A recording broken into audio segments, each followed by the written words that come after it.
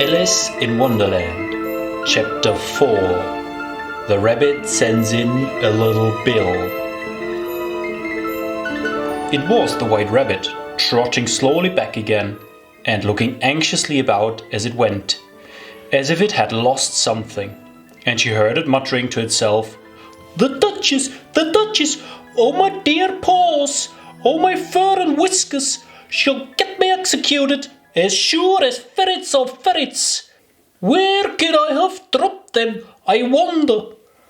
Alice guessed in a moment that it was looking for the fan and the pair of white kid gloves, and she very good-naturedly began hunting about for them. But they were nowhere to be seen. Everything seemed to have changed since her swim in the pool, and the great hall with the glass table and the little door had vanished completely.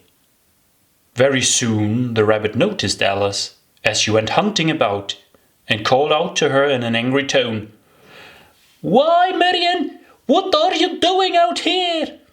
Run home this moment and fetch me my pair of gloves and a fan. Quick now!" And Alice was so much frightened that she ran off at once in the direction it pointed to, without trying to explain the mistake it had made. "He took me for his housemaid," she said to herself as she ran. "How surprised he'll be when he finds out who I am. But I'd better take him his fan and gloves. That is, if I can find them."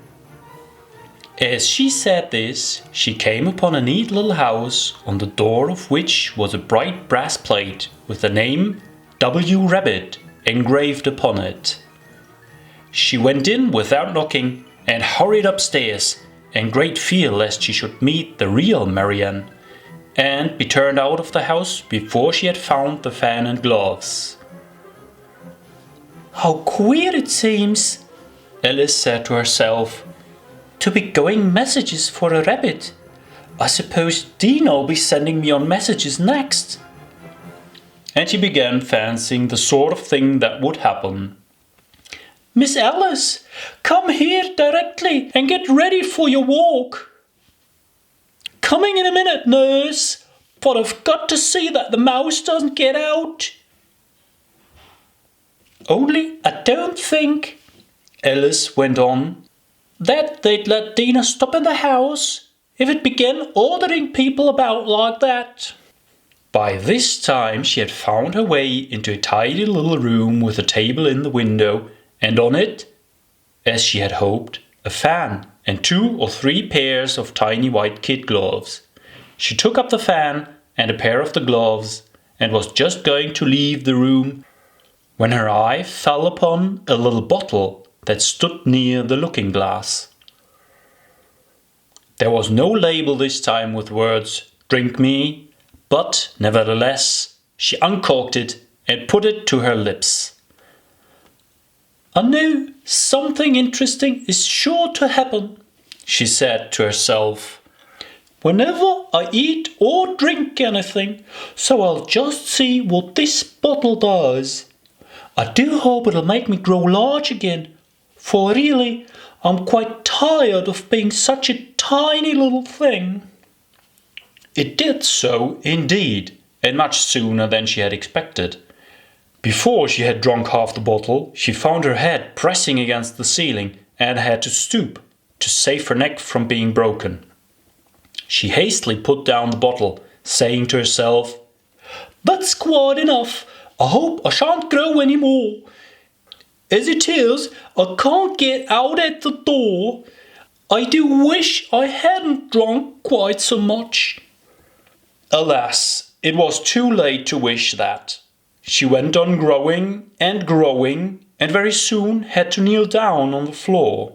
In another minute there was not even room for this, and she tried the effect of lying down with one elbow against the door and the other arm curled round her head.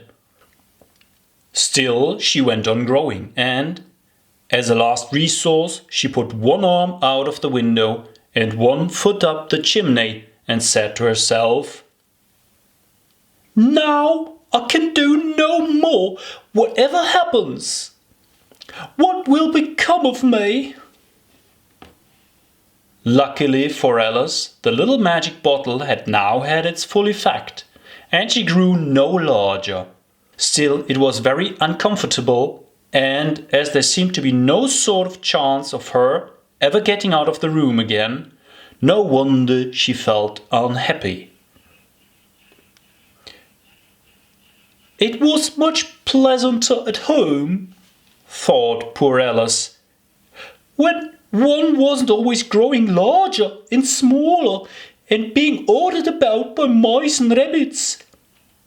I almost wish I hadn't gone down that rabbit hole, and yet, it's rather curious, this sort of life. I do wonder what can have happened to me. When I used to read fairy tales, I fancied that kind of thing never happened. And now, here I am, in the middle of one. There ought to be a book written about me. But there ought. And when I grow up, I will write one. But I'm grown up now, she added in a sorrowful tone. At least, there's no room to grow up any more here. But then, thought Alice, shall I never get any older than I am now? That'll be a comfort. One way never to be an old woman, but then always to have lessons to learn. Oh, I shouldn't like that. Oh, you foolish Alice, she answered herself. How can you learn lessons in here? Why, there's hardly room for you, and no room at all for any lesson books. And so she went on, taking first one side and then the other, and making quite a conversation of it all together. But after a few minutes she heard a voice outside, and stopped to listen. "Marianne, Marianne," said the voice, "fetch me my gloves this moment." Then came a little pattering of feet on the stairs. Alice knew it was the rabbit coming to look for her, and she trembled till she shook the house, quite forgetting that she was now about 1,000 times as large as the rabbit, and had no reason to be afraid of it. Presently the rabbit came up to the door and tried to open it, but as the door opened inwards and Alice's elbow was pressed hard against it, that attempt proved a failure. Alice heard it say to itself, "Then I'll go round and get in at the window." "That you won't," thought Alice, and after waiting till she fancied she heard the rabbit just under the window, she suddenly spread out her hand and made a snatch in the air. She did not get hold of anything, but she heard a little shriek and a fall, and a crash of broken glass, from which she concluded that it was just possible it had fallen into a cucumber frame, or something of the sort. Next came an angry voice, the rabbit's, "Pot, Pot, where are you?" And then a voice she had never heard before. "Sure then, I'm here, digging for apples, your honour." "Digging for apples? Indeed," said the rabbit angrily. "Here, come and help me out of this." Sounds of more broken glass. "Now tell me, Pat, what's that in the window?" "Sure, it's an arum, your honour." He pronounced it arum. "An arum, you goose! Whoever saw one that size? Why, it fills the whole window." "Sure it does, your honour, but it's an arum for all that." "Well, it's got no business here at any rate. Go and take it away." There was a long silence after this, and Alice could only hear whispers now and then, such as, "Sure, I don't like it, your honour, at all, at all." "Do as I tell you, you coward." And at last she spread out her hand again and made another snatch in the air. This time there were 2 little shrieks, and more sounds of broken glass. What a number of cucumber frames there must be, thought Alice. I wonder what they'll do next. As for pulling me out of the window, I only wish they could. I'm sure I don't want to stay in here any longer. She waited for some time without hearing anything more. At last came a rumbling of little cartwheels and the sound of a good many voices all talking together. She made out the words, "Where's the other ladder? Why, I hadn't to bring but one. Bill's got the other. Bill, fetch it here, lad. Here, put him up at this corner. No, time together first. They don't reach half high enough yet. Oh, they'll do well enough. Don't be particular. Here, Bill, catch hold of this rope. Will the roof bear? Mind that loose slate. Oh, it's coming down. Heads below." A loud crash. Now, who did that? It was Bill, I fancy. Who's to go down the chimney? Nay, I shan't. You do it. That I won't then. Bill's to go down. Here, Bill, the master says you're to go down the chimney. Oh, so Bill's got to come down the chimney, has he? Said Alice to herself. Shy, they seem to put everything upon Bill. I wouldn't be in Bill's place for a good deal. This fireplace is narrow, to be sure, but I think I can kick a little. She drew her foot as far down the chimney as she could, and waited till she heard a little animal. She couldn't guess of what sort it was, scratching and scrambling about in the chimney close above her. Then, saying to herself, "This is Bill," she gave one sharp kick and waited to see what would happen next. The first thing she heard was a general chorus of, "There goes Bill!" Then the rabbit's voice along, "Catch him, you by the hedge!" Then silence, and then another confusion of voices. "Hold up his head! Brandy now! Don't choke him! How was it, old fellow? What happened to you? Tell us all about it!" Last came a little feeble squeaking voice. "That's Bill," thought Alice. "Well, I hardly know. No more, thank you. I'm better now, but I'm a deal too flustered to tell you. All I know is something comes at me like a jack on the box, and up it goes like a rocket." "So you did, old fellow," said the others. "We must burn the house down," said the rabbit's voice, and Alice called out as loud as she could, "If you do, I'll set Dina at you." There was a dead silence instantly, and Alice thought to herself, "I wonder what they will do next. If they had any sense, they'd take the roof off." After a minute or two, they began moving about again, and Alice heard the rabbit say, "A barrowful will do, to begin with." A barrowful of what? Thought Alice. But she had not long to doubt, for the next moment a shower of little pebbles came rattling in at the window, and some of them hit her in the face.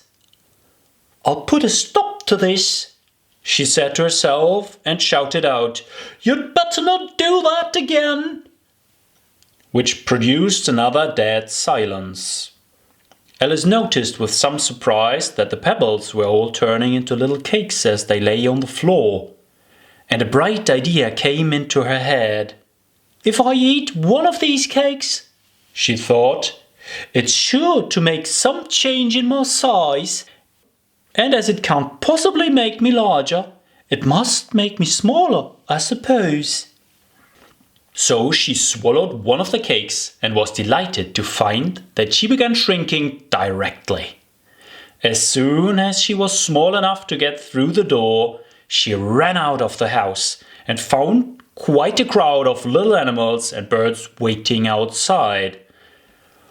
The poor little lizard, Bill, was in the middle, being held up by 2 guinea pigs who were giving it something out of a bottle.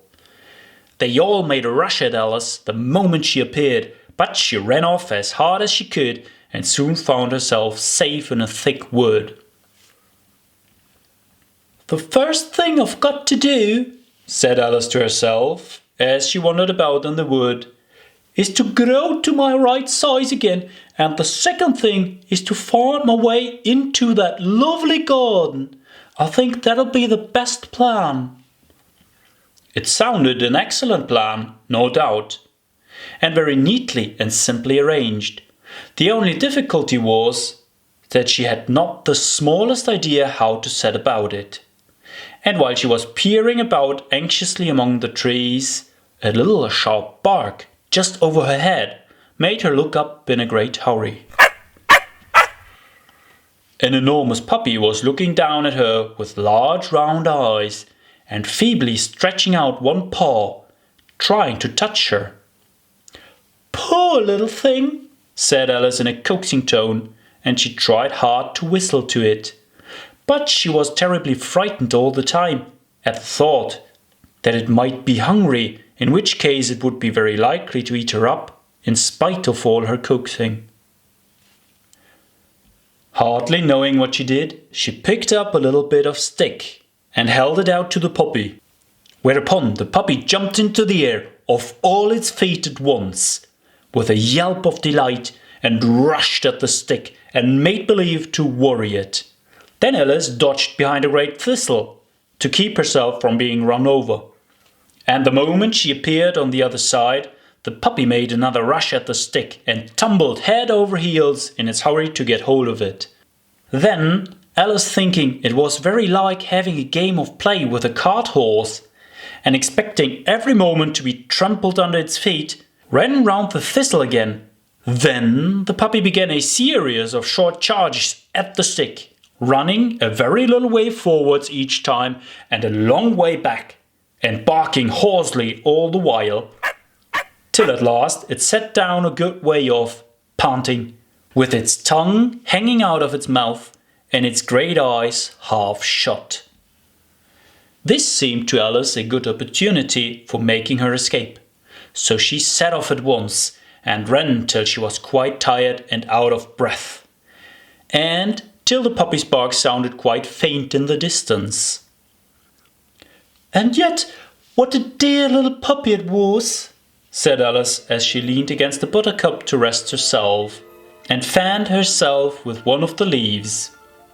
"I should have liked to teaching it tricks very much, if I'd only been the right size to do it. Oh dear, I'd nearly forgotten that I've got to grow up again. Let me see, how is it to be managed? I suppose I ought to eat or drink something or other, but the great question is what?" The great question certainly was what. Alice looked all round her at the flowers and the blades of grass, but she did not see anything that looked like the right thing to eat or drink under the circumstances. There was a large mushroom growing near her, about the same height as herself, and when she had looked under it, and on both sides of it, and behind it, it occurred to her that she might as well look and see what was on top of it. She stretched herself up on tiptoe and peeped over the edge of the mushroom, and her eyes immediately met those of a large blue caterpillar that was sitting on the top with its arms folded, quietly smoking a long hookah and taking not the smallest notice of her or of anything else. End of chapter 4.